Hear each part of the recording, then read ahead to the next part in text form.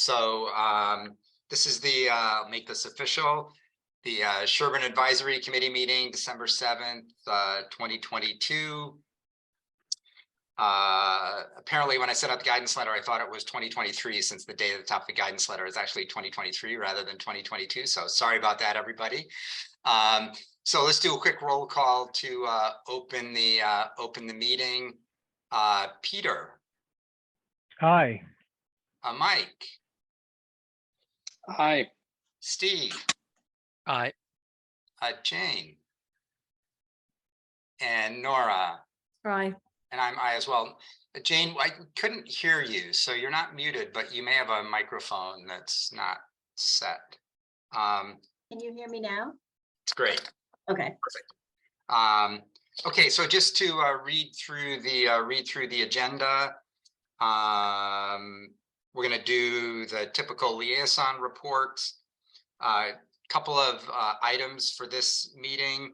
A little bit of budget background. I'll just describe that budget model I sent around and do a little bit of stage setting for when we start in a month with budget meetings.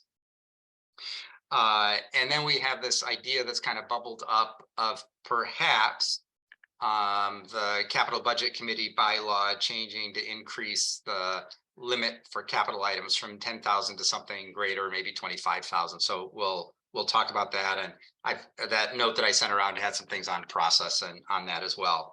And we'll approve minutes and that's it. So probably, it's always a little risky to say this, but probably not that long a meeting. Let Zach in. So does anybody have any topics to add or changes to the agenda before we get going? I don't, but do you have anyone to take minutes yet? I'm glad you asked. I have a big note on the top of the sheet I'm looking at that says minutes, and of course I looked right past that. I'll take them. Great, thank you, Peter. I'm beginning. Yep. That's great. Thank you, Peter. And thanks, Steve. I don't know how long it would have gone before I would have realized that hadn't taken care of that. Yeah, I've had my share of meetings that went halfway through before I realized that nobody was taking minutes. Yeah, okay. I'm just looking over. I think I've got everything else that was at the top of my list that I needed to make sure to do. So why don't we start with liaison reports? Jane and I were at the regional school committee meeting last night, so there's a little bit of news from there. Jane, do you want to start off with that? Sure. Actually, the region and Pine Hill as well have both presented their initial budgets. At the region, there's an overall budget increase of 3.85%. Actually, if you take away salary increases, the operating expenses are actually going down for next year. However, that's the good news. The bad news is that there are a disproportionately larger number of Sherborn kids than Dover kids this year. So our percentage of the total that we will have to pay is going up. So Sherborn's assessment is going to increase by 6.43%. based on version 1 of the model, and that amounts to about $150,000. There was a question about whether that was some kind of a trend or what that might signify, and Don said that it just happened that the class that just graduated in June happened to be a heavily Dover class, and now that they're gone, things are more equalized, and so that's why Sherborn proportionally is increasing. So that was the news at the region. At Pine Hill, there's a larger budget increase of 8.57%.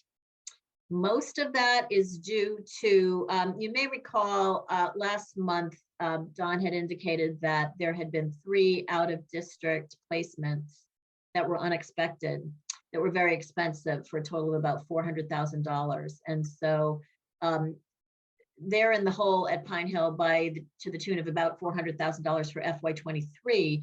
And those placements are continuing next year, or expected to continue next year. So that skews the overall budget for Pine Hill, because you'll recall that all OOD costs are, are at the town level. They're not, even if it's regional kids, they're all charged to the town at the town level. So that is a significant increase. So unfortunately, there's some not so great news on both of those budget fronts.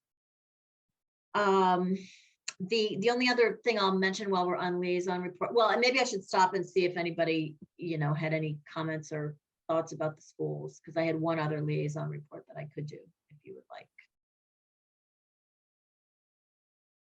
I'd say go ahead.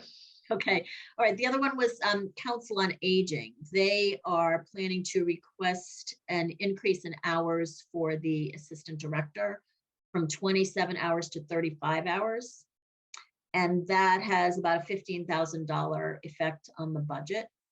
The reason for that is that during COVID, there was, additional outreach to seniors, and during the COVID pandemic, those extra hours that the assistant director was spending were being paid for by some of the relief funds that we had received, but now they're not. So, and the need continues. So they are requesting an increase in hours for the assistant director.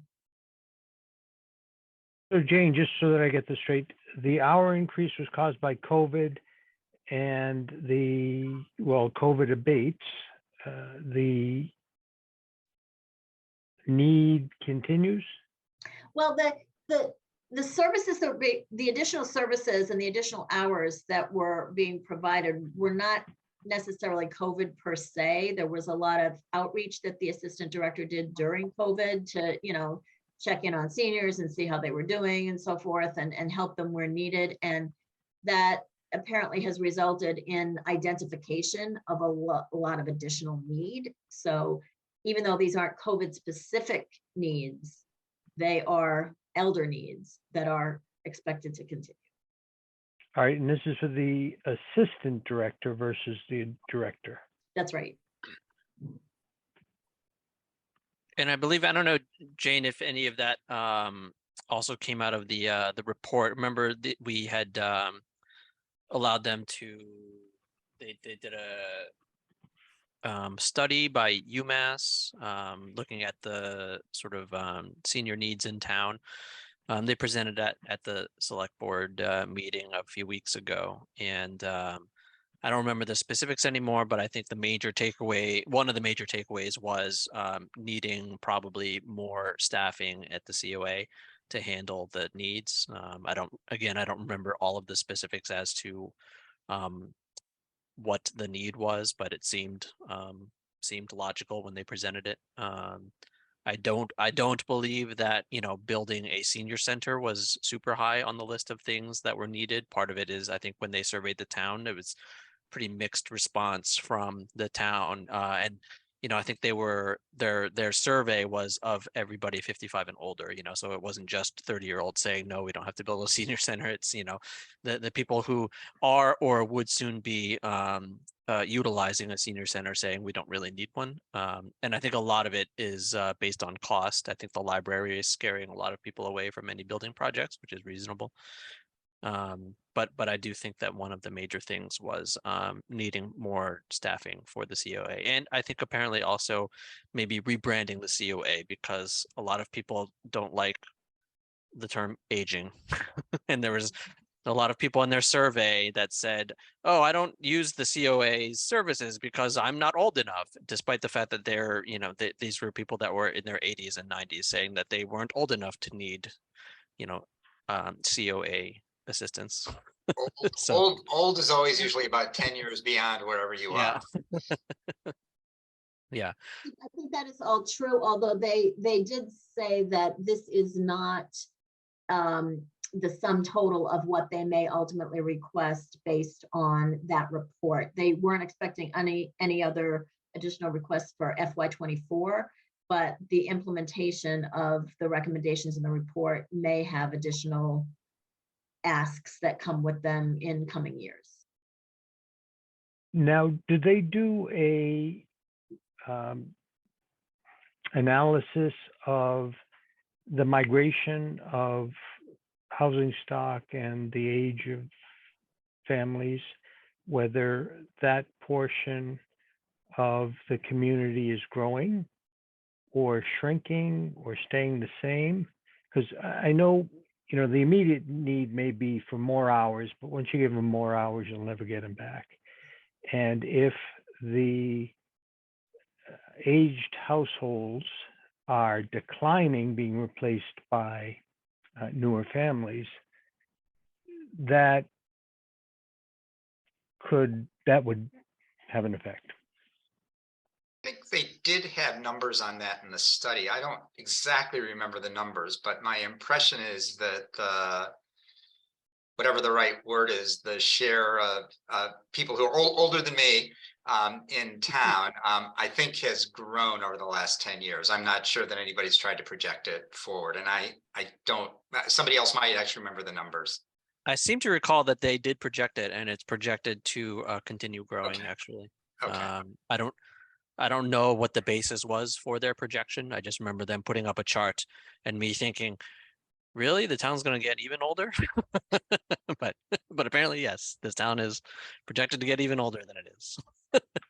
Well, that's great if it's from a disinterested third party versus their own internal guess So it'd or be interesting to analysis. dig in and see where those numbers came from.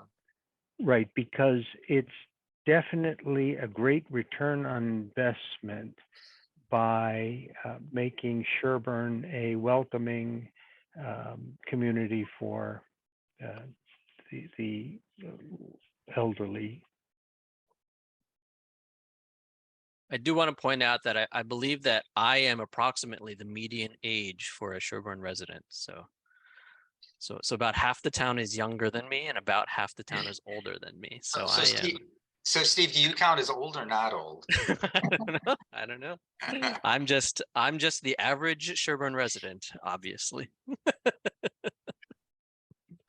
Jane, thanks. Anything more, Jane? No. Very helpful, thanks.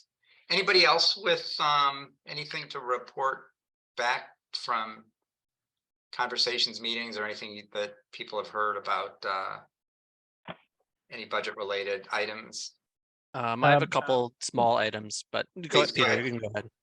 No, mine's a quickie. Go ahead, Peter. Chief Ford and I always have a conversation each year about ambulance services and how some of the challenges within the fire department to produce EMS services for the town and labor costs, reimbursement, just because of my experience. And he absorbed it all and may be looking for some innovative changes that I'm not sure where he'll go. I just provided him some market insight from my perspective.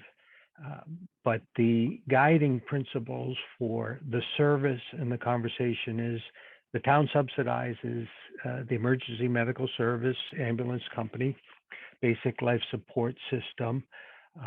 The reimbursement from runs do not cover the true costs, but the quality of the service in terms of response time and availability, which is response time also, and the individuals that staff it contribute to that value proposition that the taxpayers are subsidizing. Though he's, as always, trying to keep it at a modest subsidy, not modest, but a reasonable subsidy. So I just wanted to share that there may be some further thought on the EMS ambulance service here in town. Okay, thanks, Peter. Steve, you want to go ahead? Yeah, two small things. One, cemetery is anticipating that they're usually level funded, but they are anticipating increasing this year due to contract services. The contractor that they use to do a lot of their work, generally speaking, is a 3-year contract. And the contract is up, so they're going to have to sign a new contract this year, and they don't know what it is yet, but they know that it's going to be higher just because of all of the inflation recently. And then they also are for veterans. Veterans at the cemeteries have the option of having some sort of a seal placed on a large marble base. And the marble base, the town has to have a supply of, and so we purchase that sort of as needed in bulk, and then we sell those to the veterans' families as needed, but we have to front the money to purchase the marble.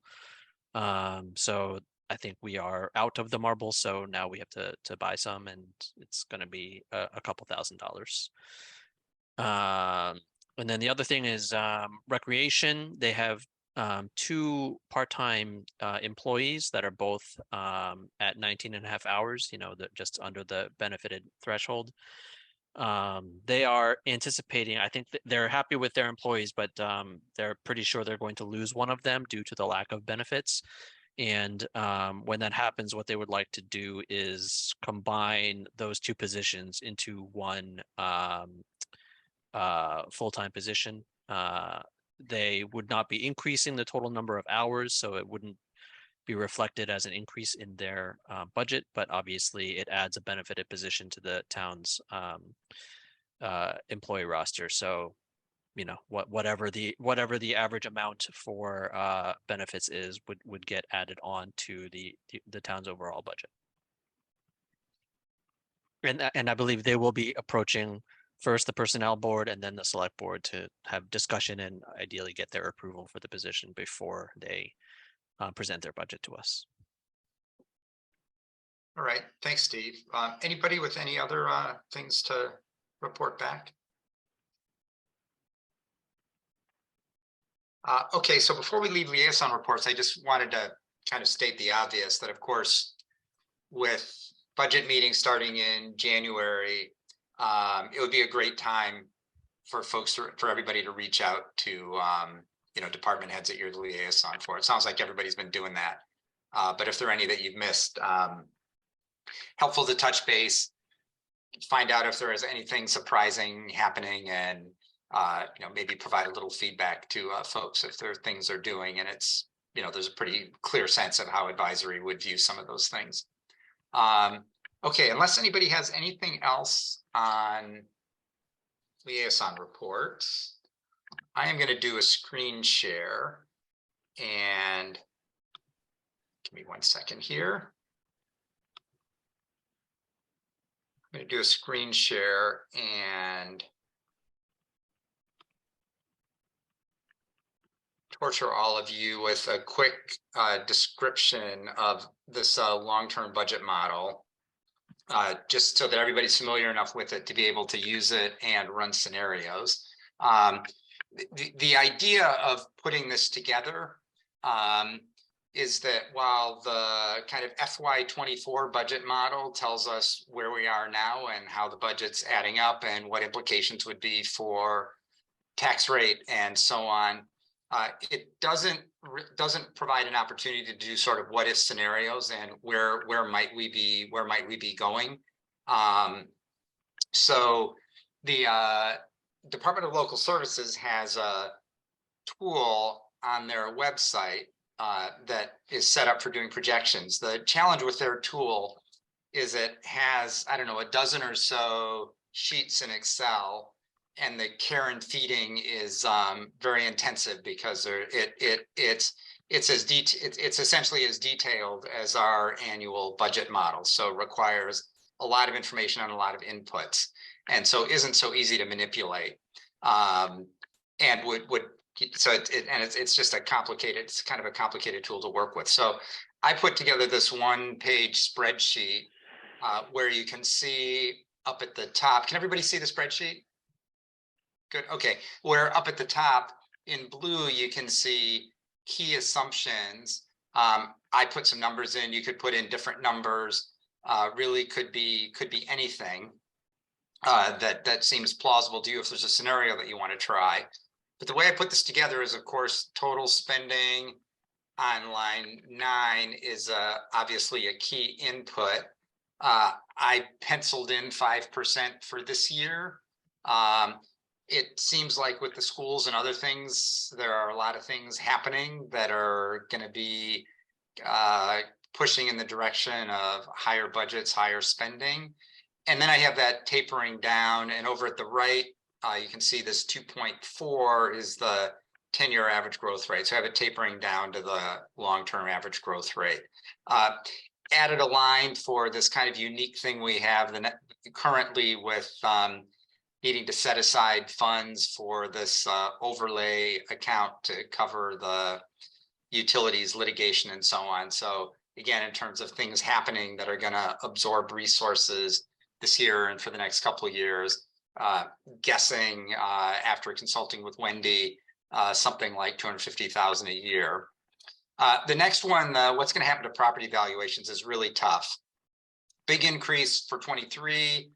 I penciled in 6% for 24, which of course is based on sales in 2022, which were very strong at the beginning of the year, flattening out later, and then penciled in a bit of softening in house prices.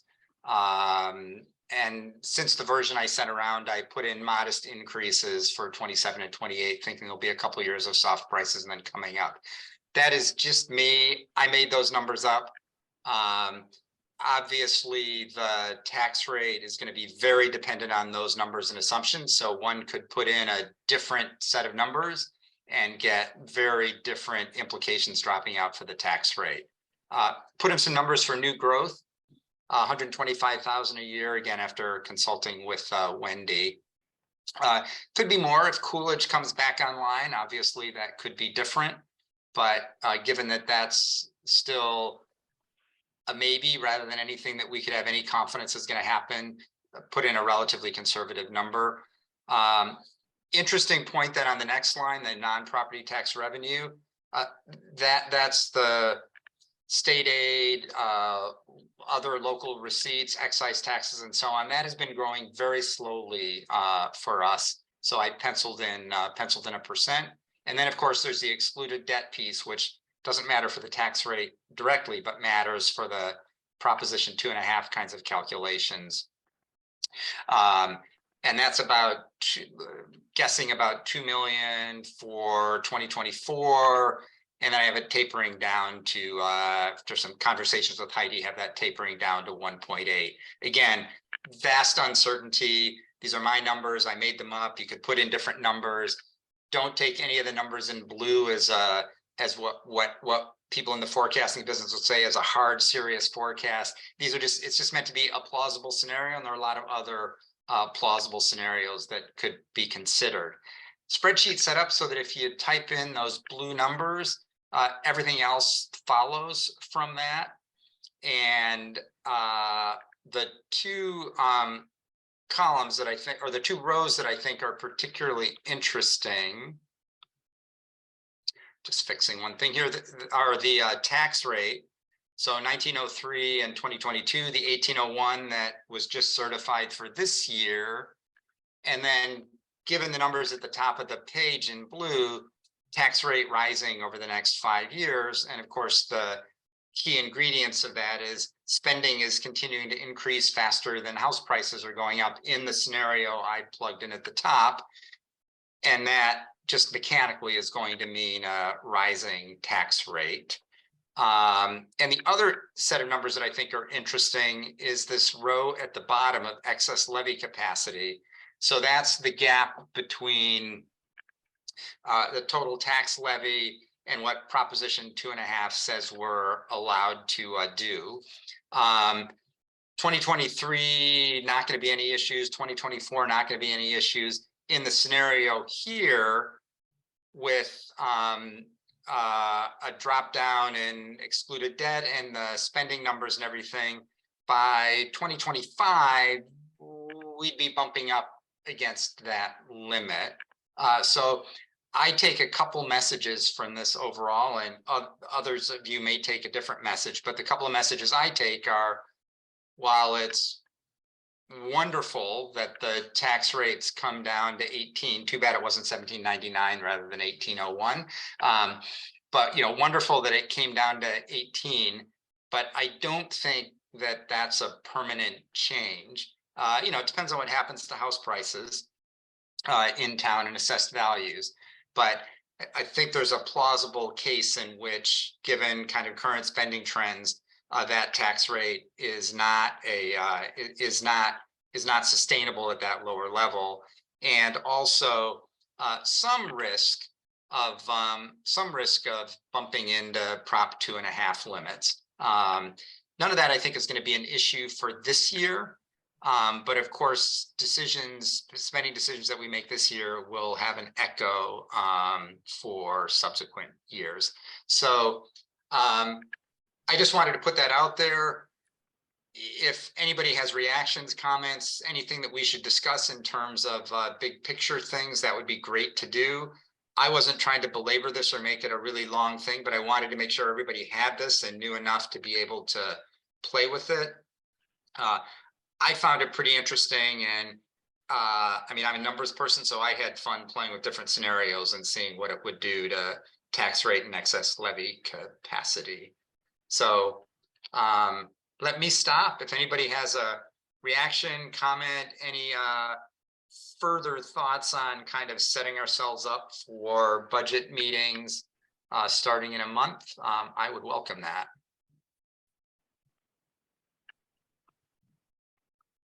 No, this is great tool, Dan, and if kept alive through the next budgeting cycles, it can be better refined, as you know, and help guide the long-term effect to the town, which is the original intent of your work and the Department of Local Services providing that type of model to towns, is to see what the future looks like and try to project around corners what could become issues.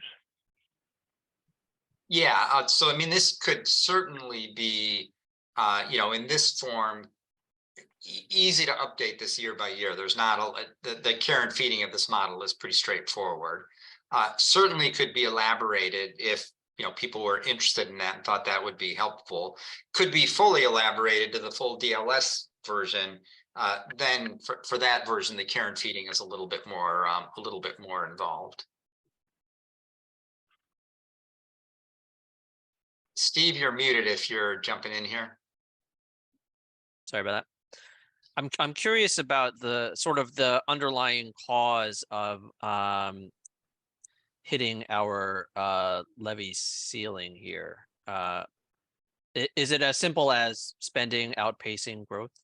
Yeah, it is. It is. The new growth numbers, 125K growth numbers, are small. Yeah. And so we're not getting much of a bump from that. And then the ceiling is just, rising 2.5% a year. Yeah. So yeah, it's exactly that. I'd be curious to know, so, in the column where you've got average growth rate 2012 to 2022. Yeah. What the number for new growth would be. Oh, all right. Over the decade, what was the actual average new growth per year? Yeah, that'd be great to add. Wendy, I don't want to put you on the spot, Wendy, but Wendy may have some insight into that. Yeah, no, that's okay. I'm sure it fluctuates a lot, but I'm just kind of wondering what the average over the course of a decade was. Sure. So for this decade, it would be a little difficult because what increased it was Peace Abbey over a couple of years, Mhm. Southfield over a couple of years, and 59 North Main Street over a couple of years. And, there's, a few of, over on Whitney Street, that development.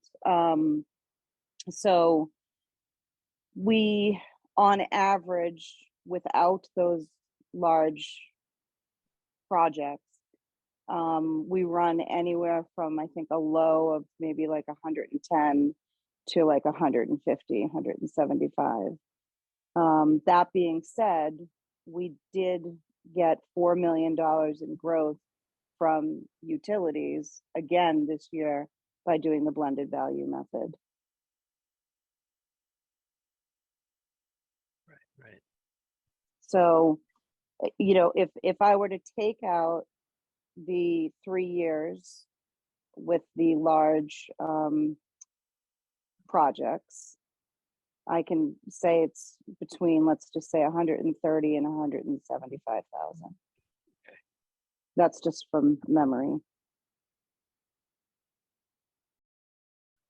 I mean, for me, it's also like looking at this forecast is good because it gives you an idea of, okay, if everything stays the same, what is the trajectory that the town's budget is going in? And it's obviously it's going in an unsustainable direction. So it's like, well, all right, well, something has to happen, right? And assuming that we don't have control over the real estate market at large, it's like, all right, well, what are the things that the town has some kind of control over? Total spending obviously is one. But then, the excluded debt obviously is another one, because we vote on each of those things. But then beyond that, it's essentially, it's trying to promote more growth, right? So, Yeah, Steve, I mean, that's exactly right. The school piece, we have not so much control over salaries. we could make the town very unwelcoming to children, and then the number of children in the school system would be lower. Steve, just remember, this is a recorded line here. I have a kid in the school system. I Okay, know, I'm I know. being facetious. Yes, no, of course.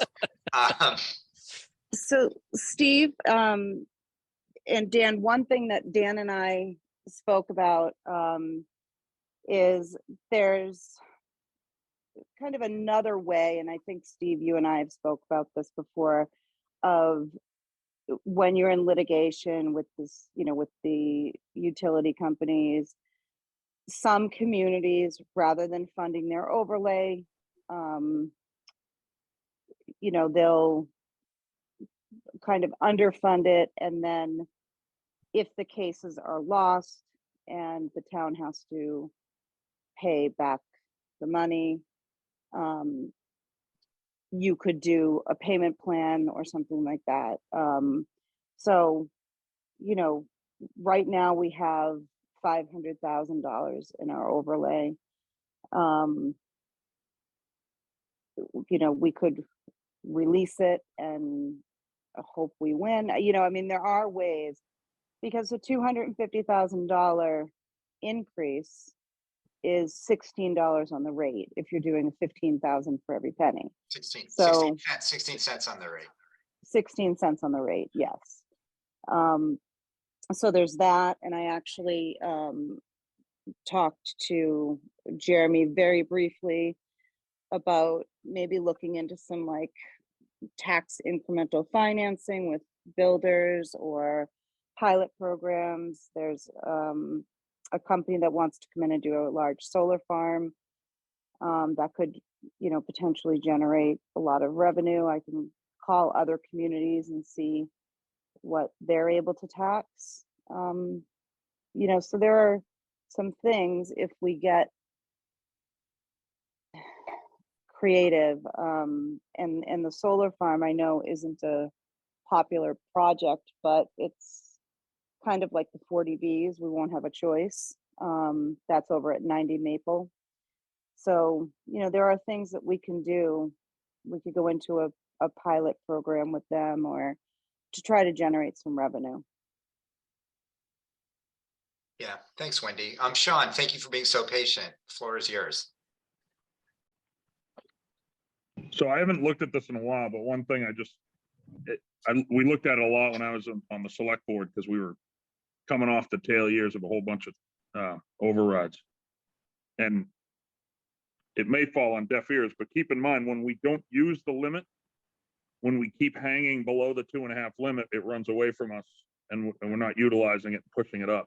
I know that's a hard thing to think of because that would keep the rate up.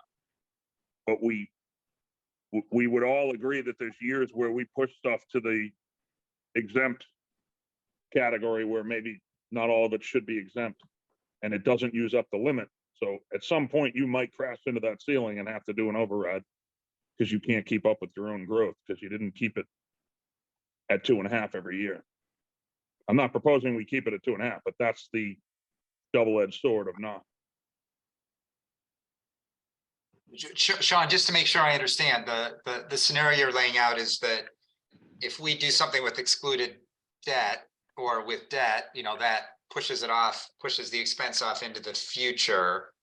And if we had room under the levy limit, then we could just do it now and then it wouldn't affect things in the future. Correct. We've gone a decade now since a 2.5 override, right?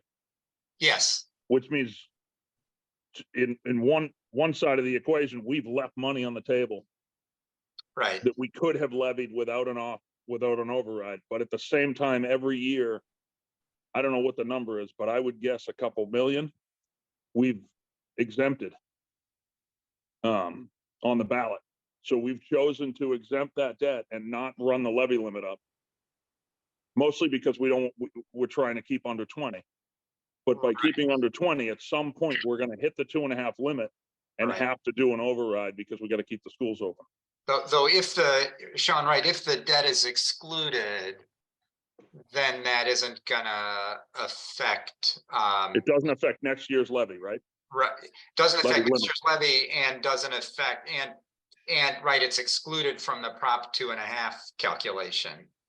Right. So Prop 2.5 expects you to go up 2.5 on your levy limit every year. And if you only go up 2, Right. you left 0.5% on the table, Right. which bites you every year after. Right. I'm not the finance guy, I'm an engineer, but that's how I look at it. So I think that the levy limit is calculated off last year's levy limit rather than off last year's spending. Correct. But I take your point, right, that if we do things that shift spending into the future, that certainly could have implications for Prop 2.5. Nora, go ahead. Thank you. Not to be contrarian, but I'm just thinking, isn't that okay to put it to the town and then the town people can then vote whether they want to spend the money? Right? Is that what you're saying?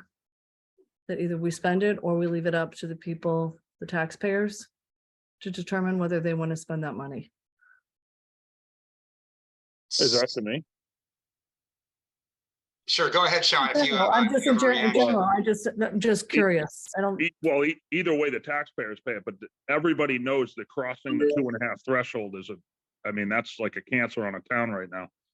So you either run the limit up, you have extra capacity under 2.5 before you have to make a vote that would be very, very controversial. Us going to town meeting and throwing a couple $1 million worth of non-levied, exempt debt. The capital debt's exempt. It doesn't count towards that 2.5. So but it counts towards the tax rate. right. We're all paying it in the tax rate, which is not, it's not under the levy limit. Yeah, that's right. Either way, the taxpayers are voting on it, whether they show up at town meeting or not.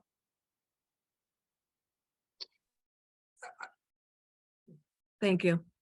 Heidi, go ahead, please. So we've been using the excluded debt as our override. And I think what Sean's saying is when you look at this on the year 2025, 26 in that range, we're not going to have enough excluded debt. We'll have reached our ceiling And then we'd have to do an override anyway, because we're not gonna be able to cover it. So I think Sean's right, and we haven't had an override in the last 10 years or a little bit longer maybe, because the excluded debt has given us the cushion to add on and not have to follow 2.5, but it's not going to be enough the way the spending's going. Yeah, and as Sean highlighted, I wasn't. I think I came to town just as the overrides were ending. But my understanding is that's a painful thing for the town to go through. Well, because yeah, they say that the town votes override is a permanent increase. It's kind of just a reset in your 2.5 level, Right. Where the town has been sold the excluded debt is temporary. It's going to fall off, but we have made borrowing everything practically in the last couple of years because of low interest rates. So we haven't needed the term override, but we have been acting that way. And the debt is going to become more expensive likely in the future with higher. It's getting more expensive, and I don't see the numbers coming significantly down in the next few years. So I think that's where, we are, unless the new growth numbers really help out, Right. It is going to be a concern.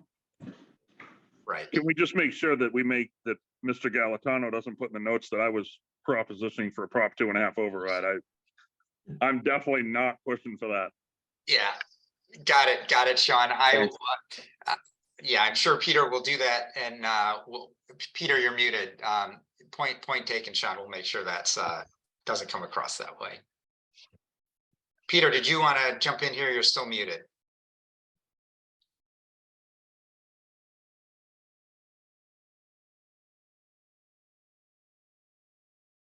Still muted. Anybody else while Peter's getting stuff sorted out? Yeah, Jeremy. Yeah, I think in the conversation, I think you just have to be aware as well of what the difference is between the levy limit and the levy ceiling. They're two different things. And I think your calculation is based on the ceiling, which is, the ceiling is not as easy to change. So my understanding is that the levy ceiling is the max levy is 2.5% of assessed property value, and we're far away from that. The levy limit is what's rising 2.5% a year. If I'm not mangling that. Yeah, and as you highlighted, they are quite different concepts. So I think your negatives at the bottom here are basically the calculation is off the levy ceiling, and when. Oh, I think that's just a typo. Let's see. Give me 1 second here. I see what you're saying.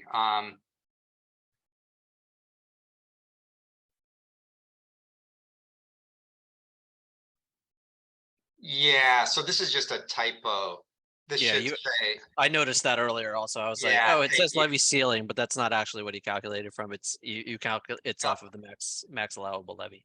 Okay, Yeah. that would be a bigger issue if that was the ceiling. Yeah, let me just fix that in real time. There's the fix. Jeremy, thank you very much for catching that. You're exactly right. I think that I quickly checked the code. I think the Excel code is fine. I just mislabeled it. Okay. Perfect. And if anybody else catches either any glitches here, I'd welcome those, whenever. And Peter, if you or others have thoughts of how this could be made more useful, we should certainly do that. Okay. Yes, I think I fixed my technical problems. Can people hear me? Yes, go ahead. Okay. Yeah, Sean, I have 2 paragraphs verbatim, you advocating an override for the next 10 years. I think I got that correct. Thanks. I won't be at town meeting this year then. Thanks. So there's exempt debt, which we've used to preserve the levy. There's non-exempt focused debt override, or that can go away after the project is completed. And then there's the general override. So I just wanted to give people, all the tools in the toolbox. And we've never had a specific override, to my knowledge, in the last 7 years. The general override, yes, is like the nuclear option for taxpayers because that you live with that for the rest of your life. And, the days may be sunsetting that we use exempt debt for a number of reasons. But in the past, that's what the decisions were. Yeah, thanks, Peter. Anybody else on this before we wrap this up? All right, well, again, I just wanted to make this available to everybody and give everybody a sense of what's here. And I thought this was for me, a really helpful discussion. Seems like a nice way to sort of, just before the budget season, think about some of the longer term trends and issues as a way of kind of context for starting our discussions in January on, getting into the nuts and bolts and the trees as compared to maybe the forest of some of the different budgets and so on. So let me stop my screen share, get everybody back. And, again, would welcome more conversation about this, would encourage people to try it with your own scenario. If, there's a different scenario that seems like it would be more sensible, or one that would be interesting as kind of a what if. All right, so the next item was to jump to talking about this possible increase in the limit for capital items. So again, I'm going to do a screen share here and pop up that note that I sent around. Just a second here. Is it the limit or is it the threshold for capital? It's the, I may not have the nomenclature right, but it is the figure such that any number greater than that is considered a capital item. So currently, any expenditure item that is an item that's going to last 6 or more years and cost more than $10,000 is considered a capital item, goes to capital budget, goes to the capital budget committee.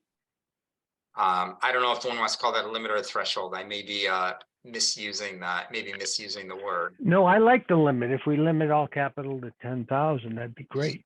Yeah. Yeah, that would but help. I don't think the departments would like that. No, and that's not usually. Yeah, usually it's what triggers capital versus OpEx.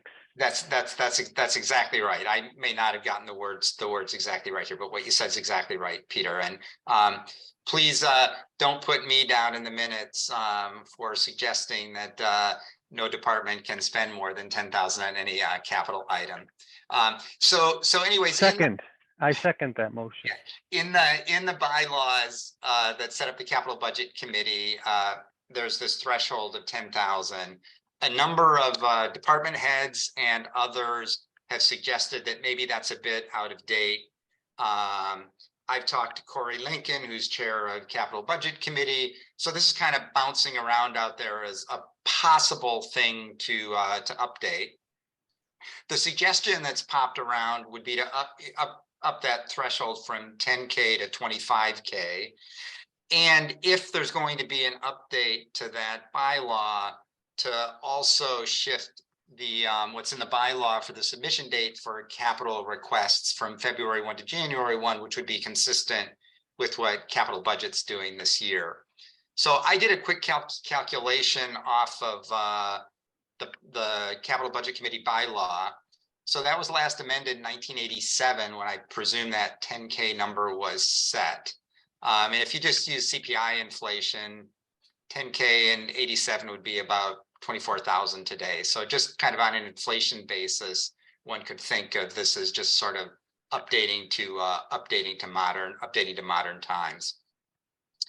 One thing that Corey Lincoln said is, less work for capital budget, because this would mean, say, a $13,000 item wouldn't go through capital budget. They wouldn't have to focus on making sure there were 3 bids or it was on the state list and so on. Might be more work for advisory, in that we'd then be reviewing these items as part of operating budgets. I think there's some department heads who like this because it seems like for a $13,000 item, like a new snowplow blade or something, that it's a lot of hoops to jump through, and would just create some additional flexibility.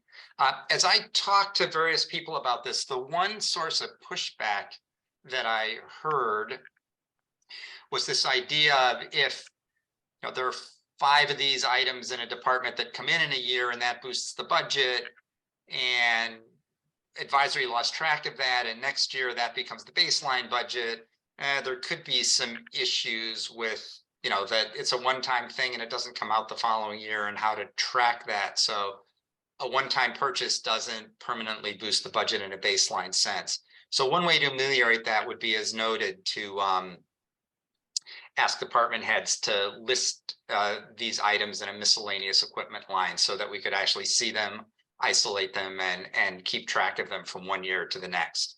Just a couple things on process. Not voting on this. This would be require warrant article for these changes to be made. Advisory is not going to sponsor a warrant article. I think capital budget is not going to sponsor a warrant article. I think it would be sponsored by the select board. Based on a conversation I had, I think, not sure, but I think if capital budget were enthusiastic about this, if advisory was enthusiastic about this, I think the select board would sponsor it. So the point of bringing it up tonight was just to have a discussion, try to get a kind of sense of the group of, does this seem like a sensible change, or maybe there's some other set of concerns that haven't bubbled up yet that somebody has in mind, and a reason why maybe this wouldn't be a good change. Yeah, and if I could just walk through a scenario. Yeah, hang on. Just one last thing, Peter.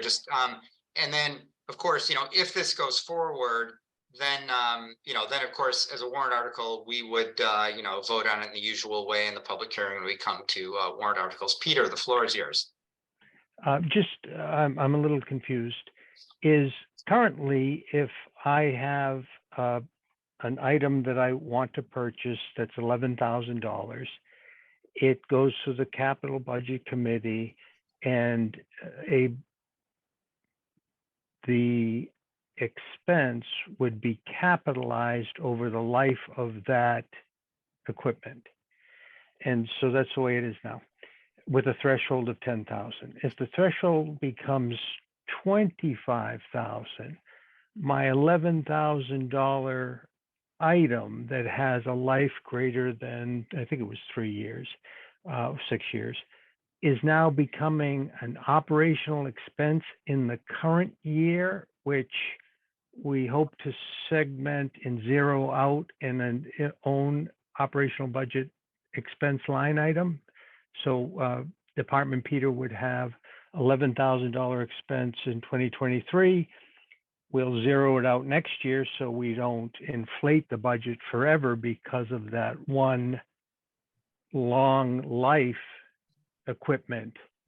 And so each department now is going to have this very oscillating budget based upon their long-lived equipment or formerly capital needs that are under 25,000. Yeah. Is that how it's going to work? Yeah, I think that's right. Just remember, that there's some limit threshold that would be sensible. In 1987, people thought 10K was a sensible threshold. I'm not sure that I actually think, I guess I won't say this cautiously, I'll just say it. It seems to me that if 10K was a reasonable threshold in 1987, probably not a reasonable threshold today.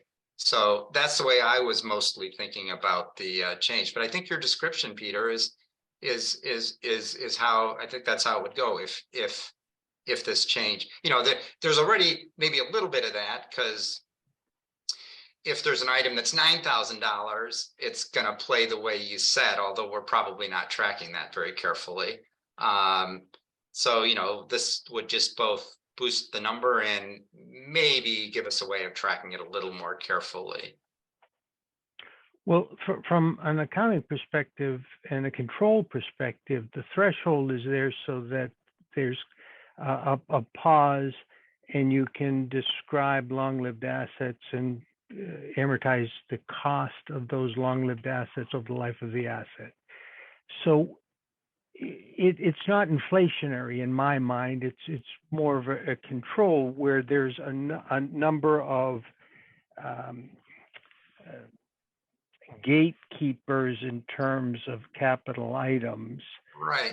that keep track of these things. And if we push it up to 25,000, it's, could be multiplicative, that if 4 departments need a $24,000 or a combination, that their operational budgets will now be very different from the trend, and it makes the OpEx budgeting that more challenging than the capital budgeting. It does. I think the question is, as you said, there's a gate, and that's the reason that we have a provision like this. In my mind, the issue is how wide or how narrow is the gate, and width of the gate was set in 1987, and arguably, given cost of capital items since 1987, the width of the gate in 1987 may not be the ideal width of the gate today. I'm going to let Sean jump in. He's been patiently had his hand up. I wasn't going to jump to the beginning of this, but earlier in the slide, you had something about 3 bids, something else. And I just want to dispel that. 30B laws apply whether I go through capital budget or not. $10,000 limit, we have to either use a state contract or bids. That has nothing to do with the capital budget committee or advisory reviewing it. We have to do that. So that's not going to change. But now that I'm here, the counter to Peter's point is, rather than looking at it like temporary spikes, every single year I've been the director, I've brought items such as a leaf blower one year, a lawnmower a different year, other items that are just north of 10,000. So they've been coming. None of them hit the $25,000 DLS limit where they're capital assets on the town's books.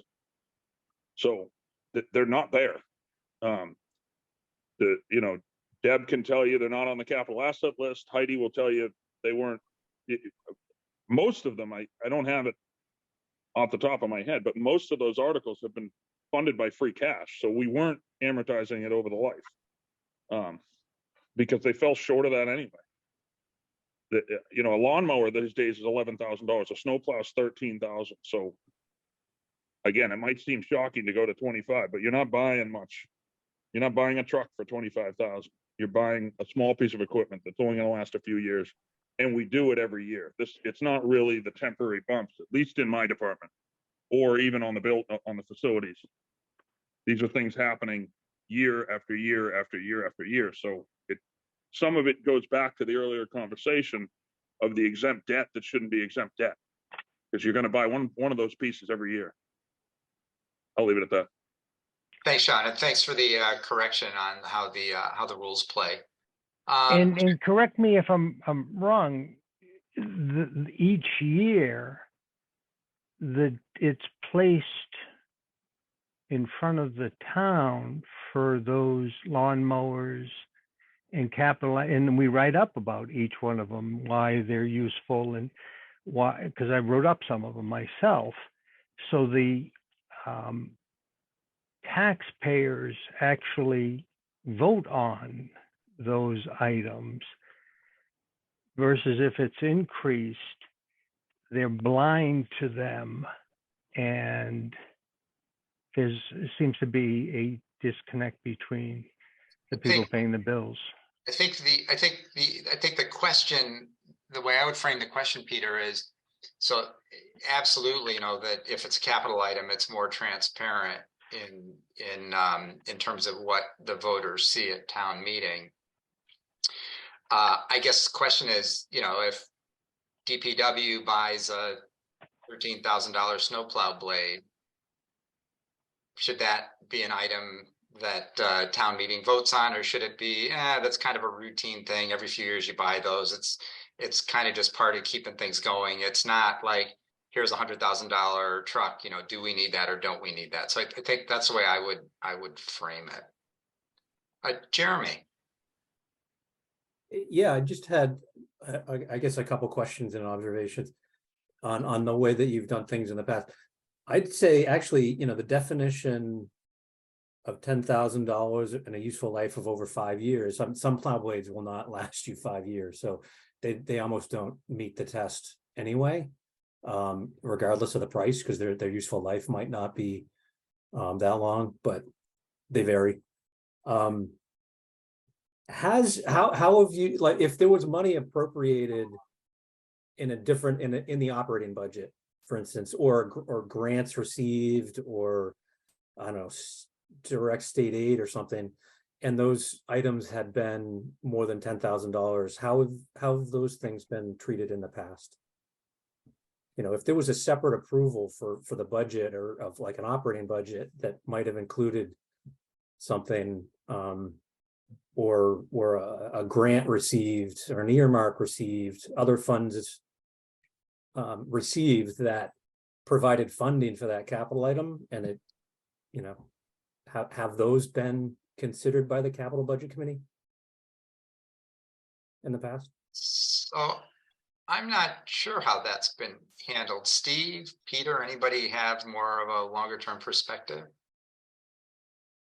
I'm also not entirely sure, because I'm trying to think back in the recent years, items that would fit in that category. I mean, I want to say that maybe the fire department has gotten grants to pay for some of their capital requests, but those things have still gone through capital budget, but I don't know if that's an issue of timing, that the disposition of the grant, happens after the budget season is done. So it's like, essentially the fire department is like, well, we need these things, and a grant might pay for them, but if a grant doesn't pay for them, the town needs to pay for them, Right. If it's at the time, if the grant has already, if the grant comes, I don't know the answer. Like if a grant has come through prior to a department making a capital request for that same item, I'm not sure. I don't know that scenario has come up in my 5 years so far. Yeah, I mean, it would be unfortunate if, we were to miss out on an opportunity because a grant came up that was over 10,000 for what would be deemed a capital item. Right. And it didn't go through a process. So. And you're thinking, No, Jeremy? well, if I can chime in, and I have a few examples, is that when the capital items came to be vetted, the funding source was not part of the decision to whether the capital item was needed. More recently, and coming to alternate funding, is these slush funds with used equipment for each of the 3 departments, fire, police, and DPW, where I distinctly remember Chief Ward wanted a all-wheel drive vehicle that we did vet, and then he said no, he had funds from his command control vehicle that he sold. So it was purchased that way through free cash, and I forget the specific mechanisms. Peter, there's another example. I think this is why Zach raised his hand. I think last year when we got the ATV or UTV, I think that was partly funded with a gift grant. So Zach, let me jump to you if you wanted to comment on that. Yeah, that was partially funded with the gifts. Approximately, ballpark number 20% of that was funded via gift from the Fire and Rescue Association, and then the rest of that was paid out of the revolving equipment surplus equipment fund. I stepped away for a minute, so I missed some of this discussion. But as far as grants go, in the past, we've tried to target grants that would take care of what we know would be upcoming capital items. So if we have, we know that we need to buy a vehicle or hose or self-contained breathing apparatus. In the past, we've gone out and we tried to get grants for those things ahead of the budget cycle, and we did a couple of years ago. I think we got $140,000 grant for the self-contained breathing apparatus. That actually never went through a process at the town level because they weren't town funds, and I think that's typical in most communities. I think that's what was asked, but I like I said, I came into that a little late. So Yeah. Yeah, I think Zach, you were right. Because now that you say that, I remember you discussing that with me. And so that is true. So Jeremy, the answer is, I think if grant funding comes through for what would be a capital item, it does not go through the town vetting process because essentially because the funding source is secured outside of the town. Because I remember that Zach would tell me about things that, oh, this might come up, but we might get a grant for it. And then when the grant does come up, he takes it off of his capital request list. the other one was the Jaws of Life. That was the most recent one where it came off the capital list. That's right. But I'd say if I can chime in on the sort of the over, actually, no, Heidi, go ahead. I don't know, you might have said what I was going to say anyway. It's actually been both scenarios. But at least what I've seen in the last couple of years, it's part when you go through capital budget, one of the questions is asked that each time is, do you have any source of other funds? Can you, other than the town? And they ask people, can you get a grant? Can you do this? And so usually when it's even come to capital budget, that question's been asked. And sometimes they say, well, we're applying, but we haven't. Like Woodhaven Windows was a perfect example. We had to go through, they needed the windows, but then later on we did get an earmark towards that purchase, not the full amount. So I kind of see that it's been both scenarios of going through the town on some, but I haven't found too many that I remember getting an item that wasn't on anyone's radar of what they were looking for in their department. I think that's why they sought out the grant. So by forecasting 5 years on the capital budget, usually some of those items are in there that then just come off that capital budget list. Thanks. Steve, back to you. Yeah, I mean, I think just going back out to the big picture here, and I guess maybe to address or be a counterpoint to Peter's questions and comments. I mean, I think I would definitely be in favor of raising the capital threshold to 25,000. It makes sense. I understand, Peter, what you're saying, but it's like a threshold has to be set somewhere, right? And there needs to be some sort of rationale behind where the threshold is set. Currently, it's set at 10,000. I can understand your argument that it isn't necessarily need to be tied to inflation, but it needs to be tied to some sort of rational thought process, right? Why isn't the threshold $1,000? Or 40 years from now, should the threshold still be 10,000? I mean, at some point it's got to move, right? And so what would be the rationale behind it moving? And I think that to me right now, it makes sense that a lot of the things that people are purchasing for between $10,000 and $25,000, I think as Jeremy and Sean have been saying, they a lot of them probably don't even rise to the definition of capital anyways. Meanwhile, right now, I'm sure that departments are purchasing things for $7,000, $8,000 that may last 5 years, but it's just falling into operating, right? I mean, I could imagine that the IT department might buy a printer that's going to last 5 years. I don't want to have to talk about a printer. I don't want to have to talk about trying to amortize the cost of a printer over 5 years, So somewhere logically, the threshold needs to be set. And I think the question is, does it make sense for the threshold to still be where it was in 1987? And I think that the answer for me, that's a resounding no. 25,000 sounds reasonable based on sort of context. And I do think to some degree that probably we might have to keep a closer eye on miscellaneous equipment type line items in people's operating budgets.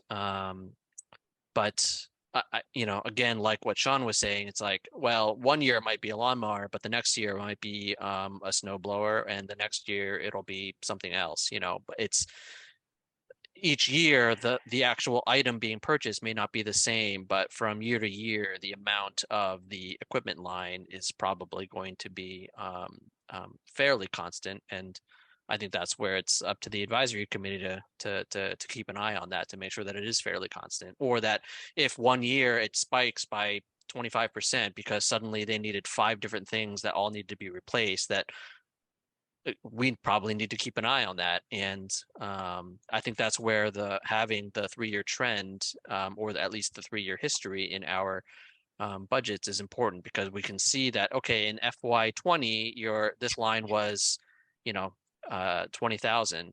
In FY21, it spiked up to 40,000. You know, and then in FY23, should be back down to 20,000. You know, and that's where I think our questioning comes in, and our being having an eye towards detail and not just letting that slide. But in terms of how the department should be functioning, I think this makes sense to me. Others on advisory, anybody else?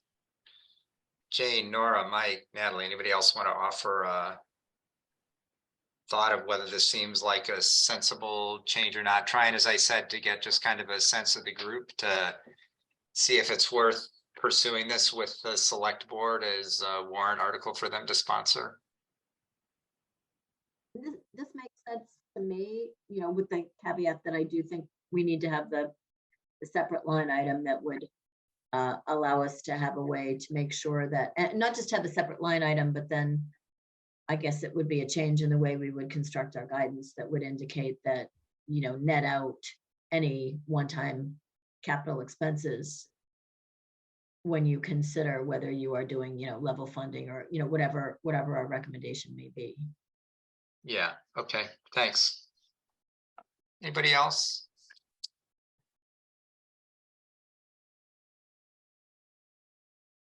This is Mike. I would agree that you know, maybe I'll think about it some more and see if my thought process changes. But you know, I kind of echo a lot of what Steve was saying, that the you know, even if it's not necessarily tied to inflation directly, as a broader concept, $10,000 seems a little antiquated at this point. So you know, it in a general sense, it makes sense to me. Thanks, Mike. Natalie, it looked like you were gonna jump in. I was gonna agree with that. Okay.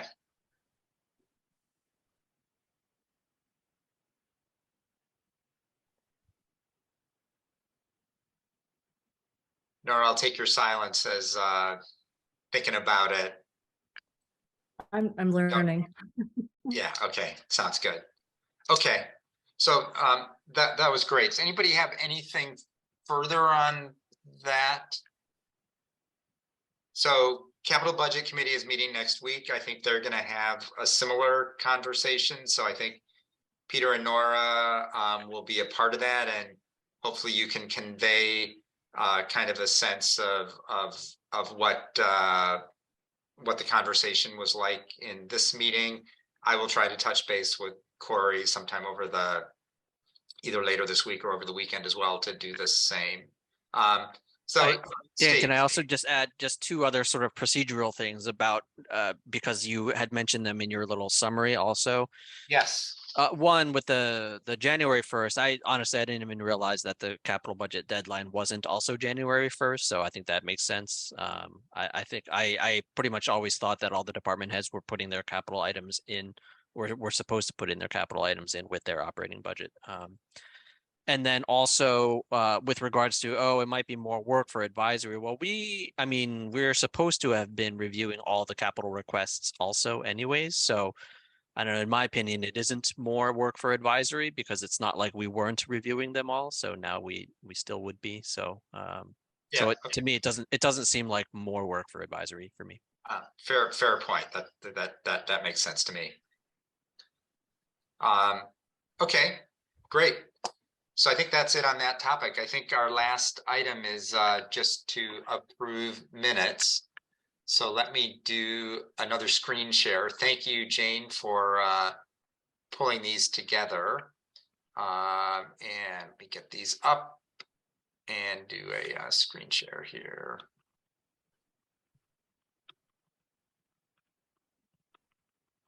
Okay, so here are minutes. Let me just raise one kind of big picture procedural question that maybe those of you who've done this longer than I have will have a more refined view on.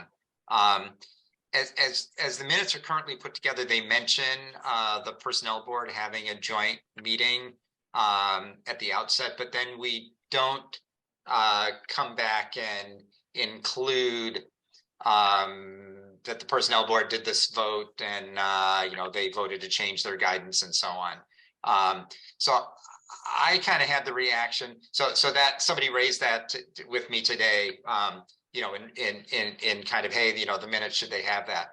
I kind of thought that would be in personnel board meeting minutes, and that would be for them to do. It didn't need to be here, but I haven't done this for that long, so wanted to see what this, for those who've done this longer, what the.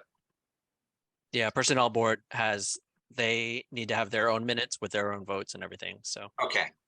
And is it fine for us to mention at the top of these minutes that they had a joint meeting and just kind of flag that, yeah, it was a joint meeting and I would say it is unnecessary to put that into our meetings, but there's nothing wrong with doing so.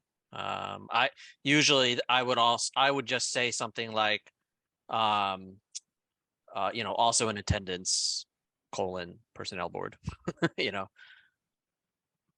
I would agree. I actually was tossing all of that around in my own mind as I was writing the minutes and almost took out the reference to the personnel board having the joint meeting. So, I'd be perfectly fine just taking it out.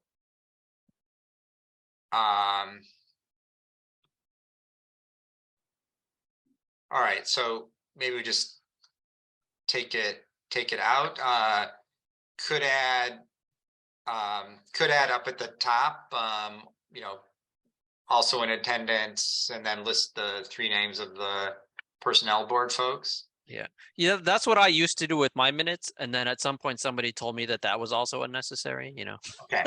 Because I used to say present, members present, and then I would say members absent, and then I would say sort of also present in the meeting for anybody who was either invited to be there or was like another, like for example, personnel board, select board. If they were also in session, I would just say also in attendance, and I would put that in. But then at some point somebody was like, you don't have to put any of that stuff in, you only have to list who from your committee was present. And I was like, great. I think I'm good with the less is more, unless there's some objection to that. All right, so let me just scan through. If anybody has any changes from having read them ahead of time, chime in. I will just scroll through these in the usual way. For anyone who hasn't had a chance to look at these already, and just let me know if there's anything we need to change or adjust before voting on them. I will scroll along.